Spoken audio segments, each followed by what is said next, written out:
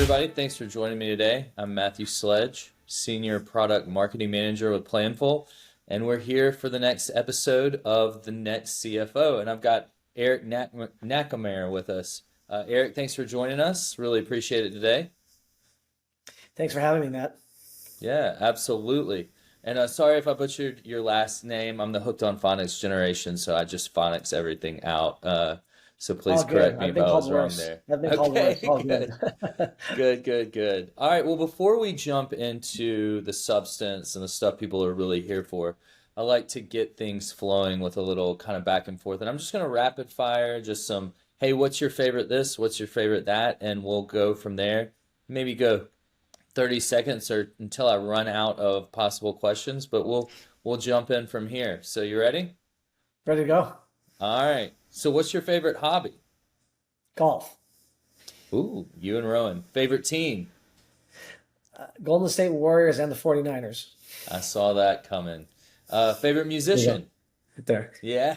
Uh, I'm a 90s hip hop guy, so I like All right. Tupac, Biggie, Ice Cube, probably some of my favorites on that end for sure. A lot of West Coast influence there. I see a theme developing. Favorite color? Yeah, I guess blue. I'm wearing blue Oh, now, so all blue right. probably. I'm right there with you. I know you're in San Diego now. I know you're from the Bay, but in San Diego, I just moved from there. Favorite taco burrito spot? Oh man, I have to say, Tacos El Gordo. Teg is probably Ooh, the best al pastor yeah. avocado tacos out there. They are next level. Those are my favorite. Yeah. I lived right in downtown. We go there often. So that's great. All right, favorite beach in the area you're in right now? I'd have to say I like OB for hanging out. It's kind of Berkeley on a beach since I'm from the Bay Yeah, Area, but yeah, PB's got a good nightlife and some fun stuff. Mission Beach is fun. La Jolla is a little more hoity-toity, I think. it And is. so It is. anything going up North County is actually really nice and chill too. So I mean, It you can't go is. wrong. All beaches are beaches, so they're good. Yeah, they're good. I really like Tourmaline, which is on the north end of that little split with PB and everything. And then final one, who is your favorite family member? And you don't have to answer that. I just like to mess with people on that one. If my kids are watching this, I have four sons, but they're all gonna. What they would say is my dogs, my Oreo and Teddy. So they say Oreo is my son, and Teddy is my daughter dog. Because I have four sons, and so they'd say my dogs for sure. That's a very political good answer there. I appreciate that. Thanks for playing. But yeah, let's hop into the substance of it and just this is the next CFO podcast series, and so you know can you give us a little background of your career, where you are, how you've gotten to where you are, and just give us a little introduction to who you are. Yeah, it's I've been doing this for 24 years, which is crazy. Um, Started my career early on at KPMG in the dot-com explosion and then implosion in late 90s, early 2000s. Uh, Left there, took a company public called Zip Realty in 2004. Zip Realty was the Redfin before the Redfin model existed. So brought the MLS to the public. Very interesting and disruptive. Wanted to start having kids, wanted to be closer to my family.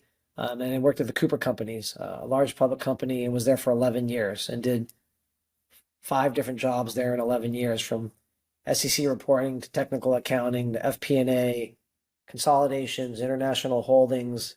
And at the end of there, I was kind of the CFOO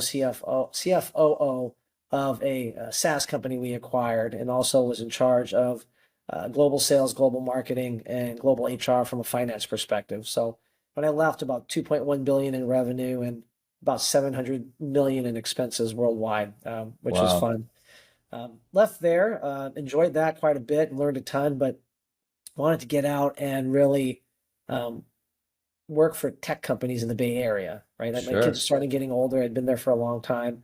And so a good colleague of mine who was the CFO of the Golden State Warriors, they were my client when I was at KPMG. And so That's he awesome. wanted me to come to be his partner in business development at a CFO consulting business.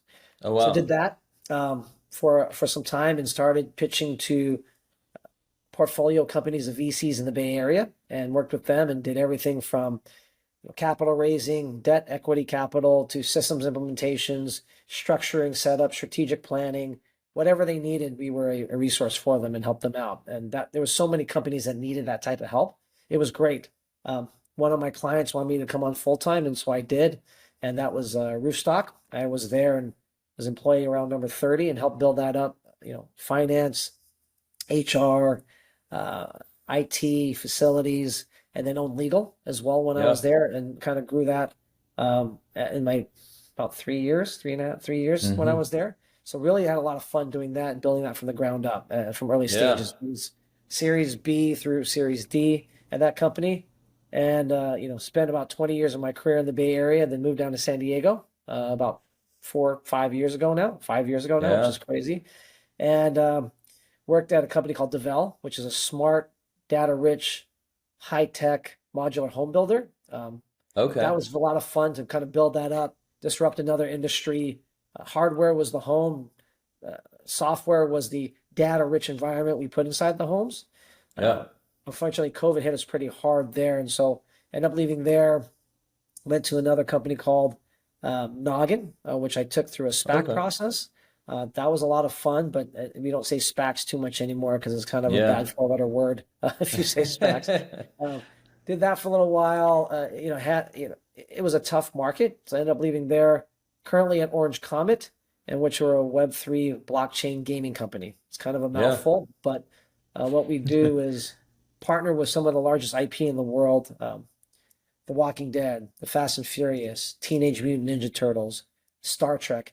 And we use those IPs and create great games, engaging games through AA's, through PCs and consoles. And then on the back end, we create to the blockchain, we create a micro economy for gamers to trade and sell assets that we release in game. So like for The Walking Dead, for example, you can sell it by land, cars, weapons, whatever you want to enhance your performance. And then you can sell and trade those with others, and then we get a fee off that on the back end. So pretty interesting stuff. That's awesome. Creating almost a little micro economy in it all. Yes, and very interesting. And share this here, breaking news, I guess, is I'm also I'm leaving Orange Comet. I'm still going to be an advisor consultant there, still rooting for them. And I'm at a new company called Journal Technologies, which is a Charlie Munger company that offers digitization and efficiency and implementation and software and support for legal court systems to make them more efficient at the end of the day. So going to do that very shortly here. Oh, wow. Congratulations. And if anything needs digital revolutionizing the court systems and that paperwork, could definitely use it. Maybe you can speed up a lot of those processes. That would be great. Seriously, right? yeah, absolutely. Maybe driver's licenses, who knows? I think some people can relate to that, although I'm sure you're dealing with a little bit more complex areas as well, with court filings and whatnot. So that's a very storied, rich career you have. And I just want to touch on a couple of points in it and kind of get a little more insight. But in particular, going all the way back to your time at KPMG, and I've been around long enough to remember the dot-com boom as well. Can you share any specific lessons from that period that really shaped your approach to risk management and strategic planning today? Yeah, what I realized, so I was hired, and really, if you remember Web 2.0 or whatever they called it then, the dot-com explosion, right? People were, I have a website, dogs.com. Oh, here's $50 million. Do you have any revenue? No, I don't have any revenue, but I got a bunch of beanbags and ping pong tables, right? I have an idea, right? Yeah. And I really saw, like, through that, because we had to audit these companies, we could see what's going on, the value of a good business plan, like a good value prop, right? And execution, right? That was so important because the companies that didn't have that, they went away and they imploded, right? The ones that did have that were long lasting and built something. The YouTubes, the Googles, right? The eBays. Think about these companies back then that really started to bring the internet to be the forefront, e-commerce, all these things to be able to get data, information, services, products through the internet online. Now, if you grew up more recently, you don't know it any other way. You remember Yeah. back in the day, Yeah. you'd have to go to the mall, go to brick and mortars. We have to go try stuff Yeah. on. It's still, they do that now, but you have Amazon Prime, you have all these Yeah. things that come flying to you. 6 So, p.m. and yeah. right, it's all this stuff. And so I think now it's very different. But back then, this was disruptive, and people were like, "Oh, you can't buy products online. That's never going to work or ever going to happen, right?" Sure. And now, if you don't do that, you can't compete. And so I think the changing of the perception of using the internet and having a good business plan and how do you create that as a value prop for your company was something that really ingrained in me, that I had to make sure that I understood that as a finance person going forward. Yeah, absolutely. And kind of touching on that, maybe this feeds into it or not, but you've described yourself as a CFO, CF grow rather than CFO. Could you explain kind of what that means and how it goes beyond the typical CFO?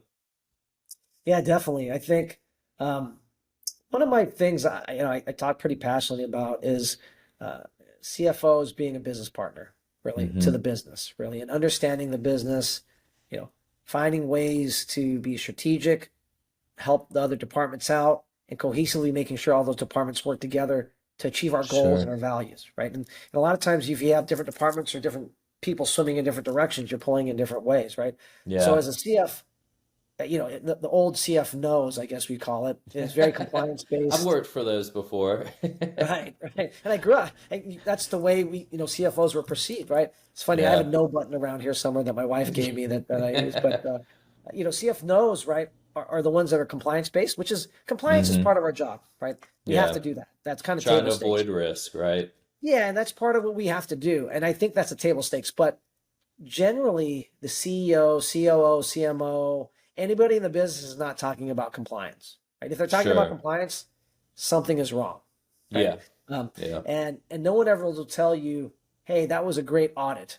That was a fantastic tax return. Oh, you killed that 10K. That 10Q was Yeah. amazing. No one's ever going to tell you that. They just expect it to happen. If it doesn't Yeah. happen, then something's wrong. And so Yeah. I want to make sure as a CFO that I put the right infrastructure, the people, the process, systems, and technology to make sure that can scale and grow, and that just Yeah. operates. And it's a process. It's not an event. A CF grow makes sure that happens and manages those processes and improves them, but looks to be as part of the business, understanding the business, the value prop, how we execute, unit economics, KPIs, understanding the departments, how they work together, how they operate, what are they looking to do, where we need to invest capital that creates ROI and value for the shareholders, for the employees, and for our customers. And so that's something that I really enjoy doing, that I'm really passionate about, and I want to Yeah. be. I suggest any CFOs, they got to make sure they have those relationships within the business, so that way they can be a CF grow, not a CF no. Yeah, absolutely. And to that point, do you think that that attitude is really the difference between CFOs that just remain CFOs? And I don't mean that in a bad sense, but I've seen several CFOs that I've had on here and just known, and even you talked about it, how you end up in charge of other departments. Like you're the COO, you're head of HR. You said, I think that you handle legal for one of your companies. Was it that attitude that really facilitated you gaining those extra responsibilities and opportunities to kind of combine and see the growth and success through the business, not just in finance, but as a whole? Most definitely. I think you hit on the head. I think uh, a CF grows, and I think in those companies is somebody that's willing to learn and grow as well, has a growth Yeah. mindset. And at Roofstock and the subsequent companies where I was also in charge of HR and legal and IT and facilities as well, it, in a startup, you should be willing to do whatever. Like I'll Yeah. sweep the floor, I'll do the dishes, I'll put the dishes away. Like you gotta, it's no one's above anything, depending whatever Absolutely. your title is, and you want to set that example too. But also, having four sons and doing that, I have to do that for my kids too, right? At the end of the day, I'm like, Sure. we have to go and make sure we take care of what we need to take care of, and people didn't want someone who we have to go build out an office. Who wants to do that? Here, I'll do it. Sure. I'll figure it out, right? Yeah. And I want to learn and grow, but also I want to, as a finance person, I want to understand the budget, the cost, how we're investing, why we're investing it. So some of that is maybe self-serving as a finance leader, Hmm. HR, right? Culture building is so important. High turnover is very costly. At the end of the day, I think McKinsey put a Yeah. report out that said um, good cultures perform and execute highly because there's trust, respect, and communication, right? Mm-hmm. Legal, there's compliance, right? But how are we putting our contracts together? How are we putting them in place to make sure that finance, compliance, legal reviews them so that way they protect ourselves, but we have the best terms for ourselves so we can recognize revenue. We have the best unit economics. We have the, so those types of things where a lot of times maybe finance folks don't get involved is something that I'm passionate about, but that's also getting into the business, like you said, learning and wanting Sure. to grow and not being afraid to get out there and learn. You don't know everything, but Yeah. if you're putting more feathers in your cap and you're expanding your knowledge base and you're confident enough, but humble enough to go learn and grow, it's very exciting. And that's why we do what we do. I always say Yeah. moving forwards or we're moving backwards. We're not standing still. And so definitely want to move forward. And you have to be afraid to make mistakes. You're gonna Yeah. like we talked about this before, man. You're gonna break some eggs before you make this cake, right? You have to break eggs to make a cake, right? I And love that so you say that. I thought that was only in the South, but I'm glad to hear it. It's I don't know where I national. picked it up from, but maybe it was a Southeast Bay. I don't know. Maybe it's I the Bay I love Area. to say it at weddings when the mom gets stressed or the bride when something's not going right, and my wife I think is about ready to throw her shoe at me. She's heard me say it so many times, but That's yeah, funny. you can't be afraid to make mistakes. Absolutely. Yeah, and I think that's part of as being a CF grow, you have to get in there and learn and it all fits together because I think Yeah. if you set up your compliance piece of finance the right way, Mm-hmm. accounting, FP&A, treasury, if you set that up the right way to make processes and you're reviewing that and you have the right controls and people, process and systems in place, you can also be value added beyond just that. And that's what Yeah. I love to do. And I like to do it. It's something that I'm passionate about. Absolutely. And I think you hit on something I've really learned from, I try not to plug this too salesy for Planful, but what I've learned from our leadership is the value you can create for your business from a great culture and how important that is. It seems like you're hitting on that. Is that something you've learned, and how do you execute that in your own departments and areas? Is that something you believe in? Oh, 100%. I've talked about this on different other webinars and podcasts or events I've been at. And culture, a lot of times people are like, CFOs talking about culture. Like we as finance folks, we should be culture builders. And we shouldn't be looked at the green eye shade, head down, just pounding away on a keyboard or a 10 key, right? That's something we do have to do that, and that's part of our jobs, but that's not our value add. And I want to make sure that people want to come to us and talk to us, and so we can Sure. understand the business, right? Um, and that little self-serving for finance too. Like I said, turnover is very costly, right? Yeah. And talent acquisition, getting the right people in the right seats and retaining them there is so valuable to a company. You can scale Yeah. with that. If you got the wrong people in the wrong seats and you don't retain the right people, it can be very costly and it's time consuming and it's not value added. So I'm always Yeah. looking at like the quantitative and the qualitative aspects of that. And I think that's why culture is so important. And it also builds trust and respect. People don't Yeah. leave products or services, they leave the people they work with because they don't feel appreciated, Yep. they don't feel heard, they're not, the culture's not right. And so I always try to talk about, and I'm pretty transparent, right? I want to make sure that we try to put that in place wherever I go. I Yeah. try to put the no, this is going, so the no a-holes policy wherever I go. Okay. No, that's And, great. That's and right in line so, with our attitude on this show. right, it's no, I'll say the no assholes policy. It's important, right? And you have to, Yeah, for sure. and, and, and I think some people say that, but you Hmm. have to put your money where your mouth is, or you have to Yeah. really and call people out if they are being bad. Let's treat people with Yeah. respect. And if you don't, and people are human, they're going to be assholes sometimes, right? But be self-aware, be respectful, and apologize, Yeah. right? And it's Absolutely. sincere, authentic. Then you're like, wow, that person is self-aware, and I appreciate that because you're not going to be perfect. No one will be perfect. Things are going to go sideways. Sometimes people get stressed. People act different under stress and pressure. And so you have to just realize that. But I think having the right culture where you can have those communications and have trust and respect is so key. Yeah, absolutely. And I would say when you create that culture as well, your employees want to perform more, which just and better for you at a higher rate, which just creates that more free value, honestly. So that's huge to hear that from you. And I think this kind of touches on one of the questions I want to have for you, and it's funny, I kind of have heard you touch on it, and the only other person I've heard touch on it is my mother complimenting my own EQ, which makes me laugh. Matt, you've got great EQ. So, but you're known for developing these high-performing teams. So, what specific qualities do you look for in those team members, and why is EQ, emotional quotient, intelligence, so important in a world where accounting and finance, we're so focused on that technical knowledge and intelligence? It's a great question. I think it goes back to culture too, but having people with a growth mindset that you want to hire and they Mm-hmm. perform highly and they're willing to grow and learn, Mm-hmm. accept guidance, and having high EQ is something hard to train, right? Or hard to Sure. teach. Having high EQ, you can teach that. And so when I look to hire folks, right, I do have you have a certain expectation of that they should be able to do debits and credits or accounting if you're hiring an accounting, but FP&A, you should be able to build models and stuff like that. So Mm-hmm. let's step that out. But if not, we can learn and teach that. That's not Sure. rocket science, right? Then there's this great thing called Chat GBT and Google, and there's another great thing called Yeah. a network that you can Yeah. go if you're resourceful, be resourceful, right? Um, but you have to have an IQ to be resourceful, high EQ to be Mm-hmm. resourceful. You have to say, how can I have an issue here? I have a problem. How do I solve it? I need to go research it. I need to go, talk to my friends, talk to my network and figure it out. Right. So as I look Yeah. to hire people, if they have high EQ, I always want to at least chat with them and learn what they're about. Sure. If they have low EQ, we can train that up.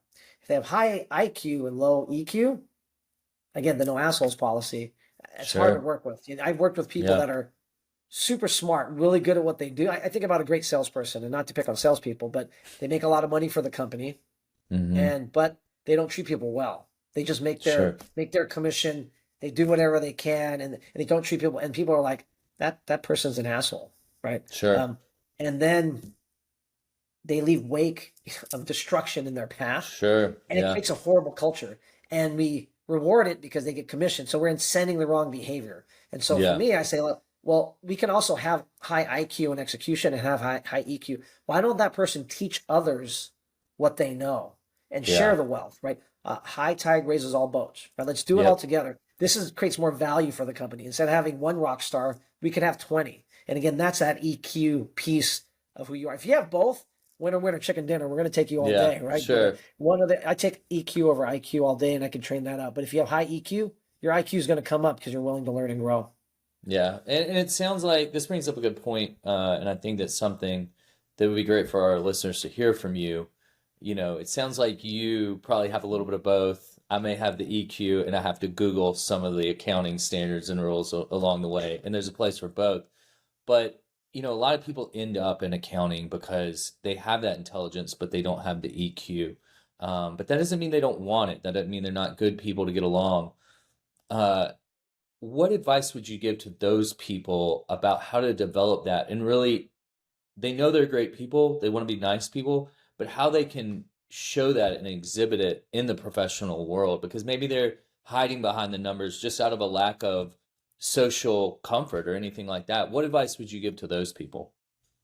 Yeah, there are definitely, when I look at my teams or folks, I know there's people that are extroverts and people that are introverts. Hmm. And I'm not going to overgeneralize, but to your point, a lot of sometimes hardcore accountants are very introverted, right? Because Hmm. debits and credits, they make sense. Balance sheet balances, we Yeah, can put these things in place. they And can this is kind of, control them. I can control, this is the way things should go. It's a problem Yeah, and there's a finite answer, right? yeah, And if you give them something that's a infinite answer that's not just black and white, sometimes people struggle with that because it has to be very binary for certain folks, right? And I yeah, understand. absolutely. So when you want to motivate those folks, if they want to step into leadership roles or they want to start, I make them get out of their comfort zone. I had someone that worked for me, really, really smart person, high EQ, but was afraid or nervous about presenting and getting in front of people and just didn't have the voice Hmm. he felt like. And also someone else said she felt like too. Um, but I said, you're have confidence in yourself. You are here for Sure. a reason and you know your stuff. And even if you don't know certain things, no one's going to know. Yeah, yeah, Or if yeah, not, say, I'm confident enough to, or humble enough to say, I don't know what that is. I'll go figure it out. And then you go figure exactly. it out and you get that answer and you get it right away and you back it up with facts and data. And the people are like, that's fantastic. They're very resourceful. You're not going to Yep. know everything. If you know everything, you shouldn't be doing your job. You should be doing Yeah, something else, right? you should be moving Um, on. you should be moving on. So I think that I encourage them to get out, get in front of people, present. I try to get them to present the numbers, or I try to get them to, well, we're trying to tell this is our value prop, this is who we are, this is where we're Hmm. headed. How do we create data and information or a fact pattern to support that story?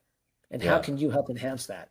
Oh, well, the numbers say this, this, and don't lie. I'm like, yeah, so you're telling me what you see and how it works. Now we have to articulate that in a way that non-finance people can understand it and digest it and create a story. People like stories. They like Yeah. they like something that resonates with them. If you're just showing a spreadsheet and it's just, man, margin is this. Here's our unit economics. Here's the drive. You have to lighten it up. You also have to understand your audience and read the room and understand their education around finance. If they're highly Yep. finance technical people, you can get technical, but other folks, they're going to get glassed over the first 5 minutes and they're going to start ignoring you. So make sure they're engaged. Talk about their department. Talk about the drivers that help. Think about drivers that didn't help. What's going good? What's going bad? Right? Those types of things make it relevant to them and engage Yeah. them. And I think that, and that makes you look like you care about their business, and you do, of course. But also Yeah. you engage it, and then also you're much more personable in that way because a lot of these times these folks they know the numbers so well, they live it every day. Other folks Hmm. don't live it, so you have to kind of transform it in a way, and not to say dumb it down, but not so technical, so that way it can be digestible for the right audience. And I think that's a great point. And a lot of times, if you work with them, you may not be getting the same bonus they are from that line of business that you're working if you're their finance partner. But if you act and really own that you're invested, they're your friend, and you're invested in their success when you talk to them about their numbers or whatever presentation, man, they'll turn around and give you the answers you need to feed back up to your leadership in a great story as well. So that's a huge piece of knowledge I found at a certain point that, man, they'll give you what you need to feed up to your CFO, your CEO, if you'll just sit down and have a talk with them like you really care about their success. So, no, that's great advice. And so, along those lines, talking to people that may want to end up where you are, maybe transition to another leadership role, can you talk about twofold? Was there a certain mentor that really helped you come along, developed, open up your eyes to certain things? And if it wasn't your CEO, maybe it was at a certain point, but if not, can you also talk about what a relationship with a CEO has been and how you cultivated that for your CEO to trust you to take on these other areas outside of just being the CFO? Yeah, it's a great question. I think early on in the interview process or whoever when you go out to companies, I, I've established these kind of three pillars of what I look for. And I say this directly to the boards or the CEO, whoever's in the interview process. And this kind of starts the first relationship with them. It's kind of like, you're dating, right? You're dating and then you form a relationship, right? And so the way they respond is very important at the end of the day, right? So, I look for, I want to work in a company or with people that have trust, like, and respect, right, for each other, right? And it doesn't mean we have to like each other all the time, but we have trust and respect where we can challenge each other, have Sure. open communication, and create the right environment. And I know Yeah. I would have a seat at the table that way, right? I'm just not Yeah. looked as a finance compliance, a CF no. I Hmm. looked at a CF grow. So that's super important Yeah. to start off with. I think the next, what is the value prop of the company? What's their business opportunity? Can they execute? What's the TAM? And can I help that? Are you bringing me on board to help that, to execute Yeah. that? So I ask them, like, how does finance fit in? What are you looking for? And then it educates them about who I am, but also their responses tells me a lot about who they are, right? And then you Sure. start building more trust and respect in a relationship. And the last thing is the culture building, right? What is the culture like at the company? I had a great leader tell me that, you know, culture is like a garden. You can't force it. You have to cultivate it and grow it, right? It has to be Hmm. organic, right? And Yeah. you can't say we have a great culture. You can't dictate a great culture, right? Yeah. Okay. You can't just, Yeah. that doesn't create a great culture, right? You have to We're cultivate. winners, but you're Yeah, 0-8, you yeah, know? we're winners. Yeah, we won when like last year, not this year, Yeah, right? yeah, And so you have to. It has to be, and sometimes culture, the business value prop, and the trust I can expect. You have to be honest and transparent. And sure. sometimes that's tough because as finance folks, our messages may not always be the most popular, but they have to be factual and transparent because if not, you don't get better. Right? You have to be Yeah, honest with yourself and get better, and you have to improve. And so, I think through I've pulled from different CEOs and people that I've worked with over time, um, hmm, and some have been mentors, some have not. Uh, but I found that the ones that I've really resonated with, that I've learned a lot from, are the ones that are confident and humble. I kind of discussed yeah, this earlier. But they're confident enough to get out there to say they don't know. It takes sure. confidence to say I don't know, and they're humble enough to say they don't know. Yeah, But they understand their blind spots, and they hire great people around them to fill those blind spots, and they trust them, trust like and respect, to do their jobs and go execute, yeah, and that creates a good culture and environment. Micromanaging is a result of non-trust, right? At the end of the day. yeah, And so if there's non-trust, it really fosters an environment where you're not strategic, you don't know what to do, you don't know your direction. You're like just have them tell me what to do. And that's not the way things should go. yeah, People should be trusted. I don't want somebody to come into finance or anything and say, Eric, this is what systems we should use, this is why we should do it. And I'm like, okay, well, why, number one, but why are you telling finance? I wouldn't ever tell you that sales, this is a CRM you should use because, well, I can say this is what I've used in the past. Here's been my experiences, but you hmm, should use what you're comfortable with, what you think is going hmm, to drive the most value, what's going to give the most return, and present that at the end of the day. And we can all agree upon it. Right. And so yeah, I think it is very important to have that trust between that people are going to go execute. But the mentors I work with are the ones that are confident and humble, genuinely charismatic, and yeah, people want to follow them. And like you said, if you have people with high EQ and they're great coaches and mentors and leaders, you'll run through a wall for them. But you're yeah. working when someone tells you that hey, Matt, sorry, you gotta work tonight, you gotta work this weekend. Someone has to tell you that. Every time your finger touches that keyboard, you just get more pissed off, right? And you're like, I can't. I'm missing on my. I'm gonna miss the Warriors game. I'm gonna miss. These guys are out at happy hour, but if you say, Matt tells Eric, says, hey, we have this deadline. I know you guys are really, you guys, we have to make sure we hit this deadline. You guys do what you need to do. I trust you. Now you're trusted to me, and you're like, I'm going to do that. Eric's going to do that for Matt because Matt said he trusted him to Yeah, go do it. It's like when you play basketball, you're going to guard the best player on the team. I want you to go defend your butt off. yeah, Go do it. I'm trusted to do that. I'm going to go hard. But someone says, you're not going to get different. I'll go take care of them. Is that person going to really help that teammate as much because they kind of no. slighted them? So again, it's very nuanced. It's very slight, but it's very important. And I think the biggest thing in all that is you just got to be aware and present, right? And not check out and put value in it. So no, those are all really, really great points. And it's very true. I feel that way about where I currently am. It's great. So I know we could talk for a long time about a lot of great things, but I've got to transition into the hot topic on everybody's mind. A, because I know you just know a lot about it. And I actually gave a talk in Dallas earlier this week, and I don't think it's because of me as much as the topic, but it was AI in finance. And I say it wasn't about me. I didn't even say what it was about. The room was packed and there was a waiting line to get in. Again, I don't think that reflected me as much as how much AI is on everyone's mind.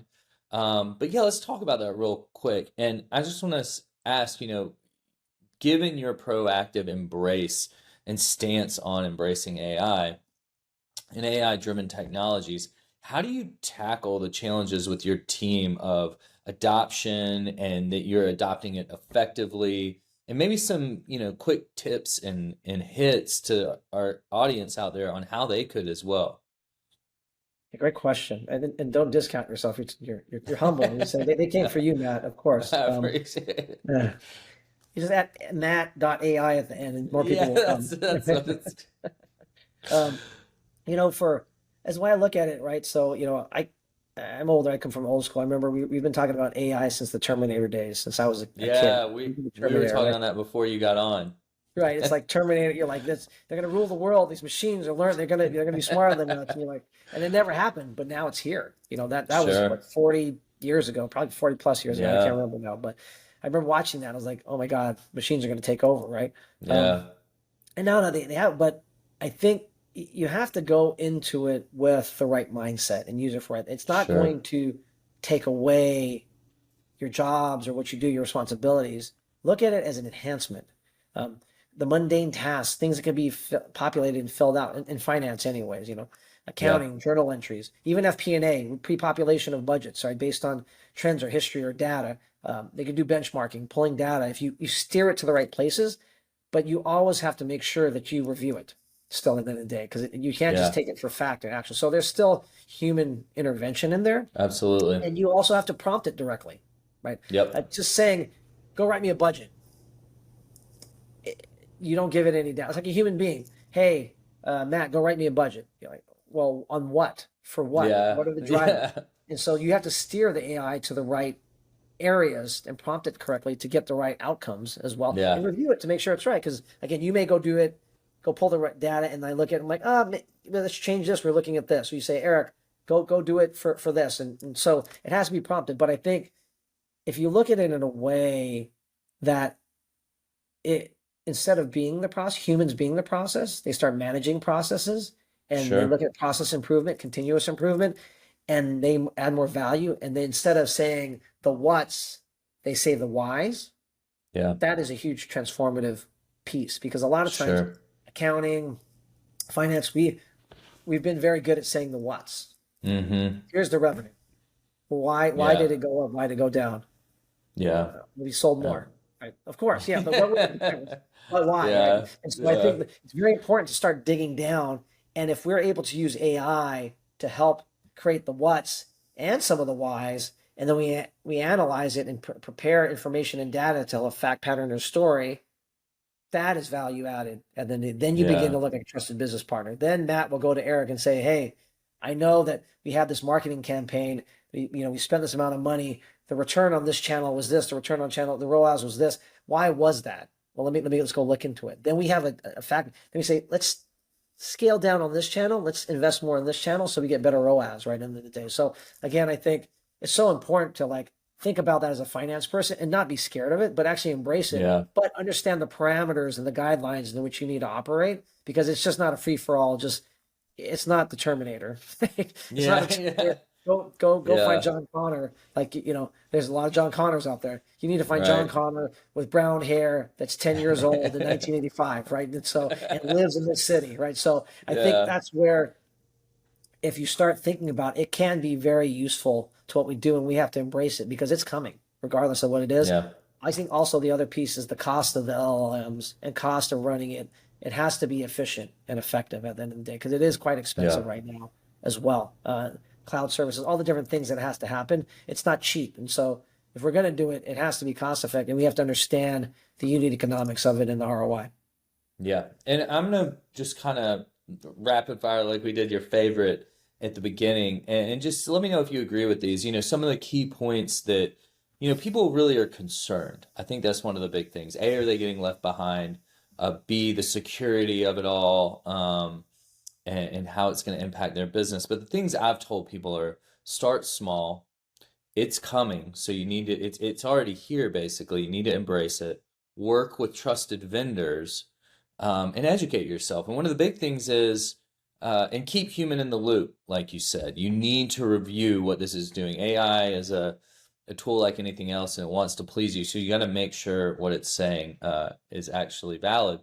But one point I'm going to put out as well is the upcoming generation is going to fully expect for you to have embraced it and it to be a tool they can work with. We had interns this past summer that it was interesting to learn. It really put me on alert that I need to stay fresh. Was they were at Baylor and some other Texas colleges, and they were being educated in AI. They fully expect it to be a tool that, and it's part of their education and curriculum that they're going to leverage. So to that end, when you're integrating people and processes and technology to scale your company, how do you ensure that you've laid a solid cultural foundation to kind of, grow that AI innovation that you're bringing in? Great question again. I think having the right people first it starts with people, like you talked about Mm-hmm. people, having the right people with the right mindset and growth mindset and put in place, right? Um, and making sure they're inquisitive, they're curious, they're asking questions, they're trying to understand it, right? That is the key, because not everybody's gonna. It's a newer technology. While there's still some Sure. history, it's not a long history, right? It's a short history, Yeah. and so you have to be inquisitive and learn to grow. And again, understand we're going to make some mistakes. Make Yeah. mistakes in a safe environment. That's not catastrophic, obviously, but learn from it. That's how we get better as human beings. We talked about this before. It's like a basketball practice or baseball practice, right? For my kids, I had back in the day. It's like, I want you to go so hard in practice, you make mistakes. So when the game comes, everything slows down and you can go execute. You have muscle memory.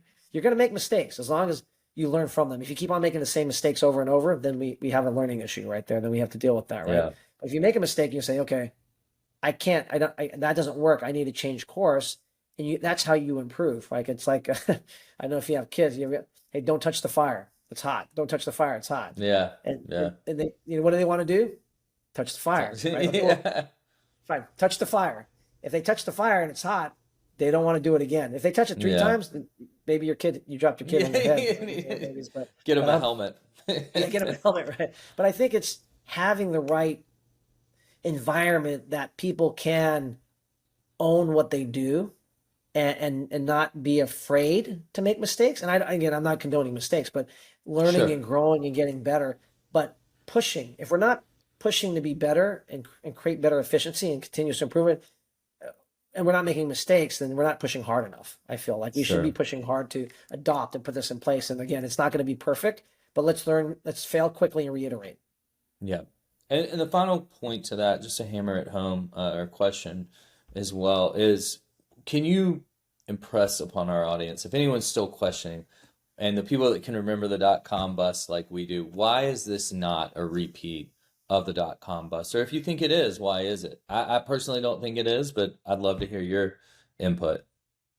Yeah, I don't think it is. I think there was, a lot of folks like myself, there was great learnings Hmm. from the early 2000s, late 90s, uh, because there was such a speed. There was FOMO. I mean, let's be honest. There's a ton of Sure. FOMO, and people are like, I got to be in. And there was a lot of FOMO here as well. And then you probably saw FOMO with the blockchain and crypto, Hmm. and there's a lot of different Yeah. things. And so I think, and 100% finance rates. So there's been failure, right? So there's been cycles of FOMO or things that are changing and becoming better, and then failures happen, and then people learn from it, and then we evolve. We fail quickly, we get better. And so I think because we're human beings and that cycle has been happening, and a lot of people in the business world have learned from that, there are going to be some failures probably here for sure. I think there's going to Yeah. be some things that could happen because that's just life. It's going to happen, and it's beginning such a big scope now that as your scope gets bigger, the risk of that happening is higher, right? So I think that will happen, but I think people will learn and grow from it. I don't think it's going to be an implosion like the .com, but again, blockchain and crypto, it had some bad actors, bad things happened.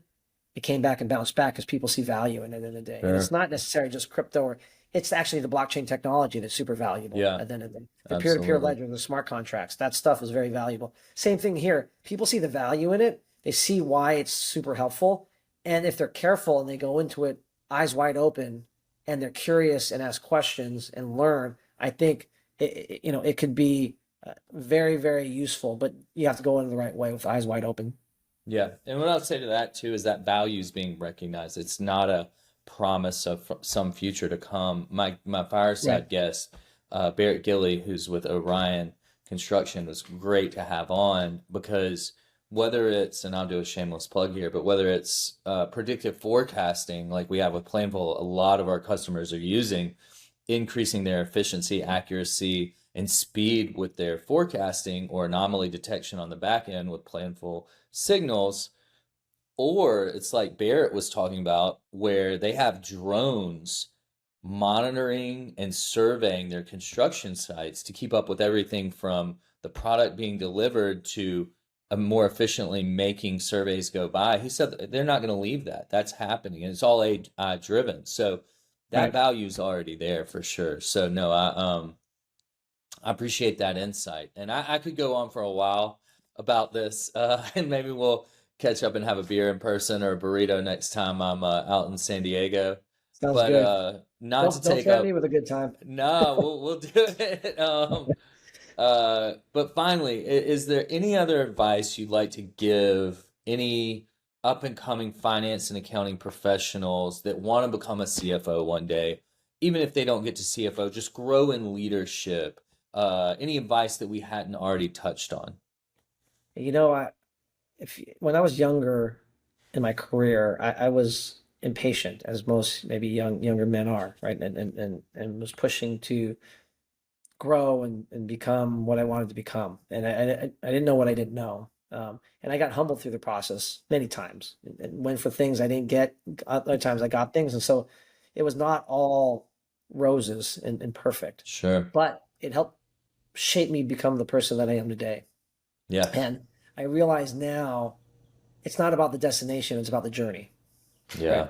Take the journey, enjoy it because life is short. It goes by quickly. Um, Yeah. my sons are growing and old, and my wife and we say it all the time. The days were long, but the years were short, right? In your Sure. career, your days are going to be long, but the years will be short at some point, right? Sure. So I get further along in my career. I think enjoy it while you can. Put Yeah. yourself in the right situations to learn and grow. Be inquisitive. Be present, um, and build great relationships with great people. Um, that I would say, if you do those things, you'll put yourself in the right situations and opportunities.